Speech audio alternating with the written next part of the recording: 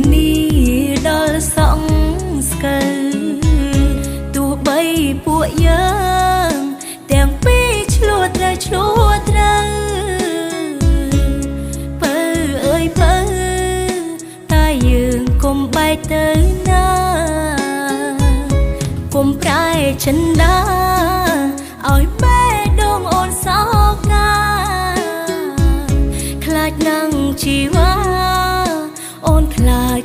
បាត់បង់ស្នេហ៍ចំពោះចិត្តអូនស្មោកគ្មានថ្ងៃកែប្រែរក្សាក្តីស្នេហ៍មើលថែបងរៀងរាល់ថ្ងៃកាន់ដៃគ្នារហូតបានទេរក្សាថែរហូតខ្លាយជាតាយាយចាស់ជាមួយគ្នាមានកូនមានចៅប្រុសស្រីនេះជានិស្ស័យ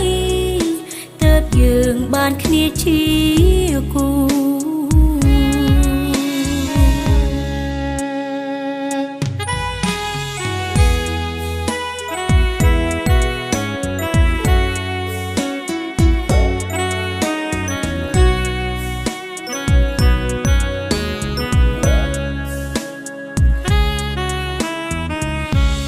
ស្រឡាញ់គ្នាដល់ចប់បានទេហើយមើលថែគ្នាដល់សងស្កិល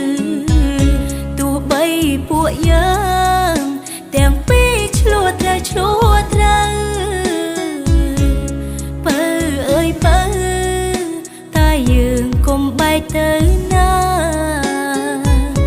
កុំប្រែចិនដាឲ្យបេះដូងអូនសោ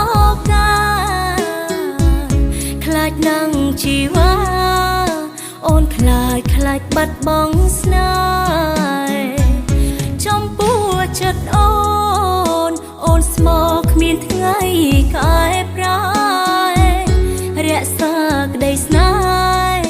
មើលថែបងរៀងរាល់ថ្ងៃ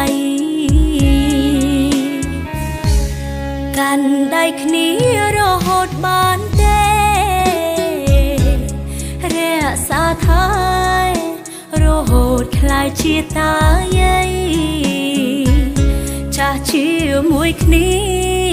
មានកូនមានចៅប្រុសស្រីនេះជានិស្ស័យទើបយើងបានគ្នាជាគូ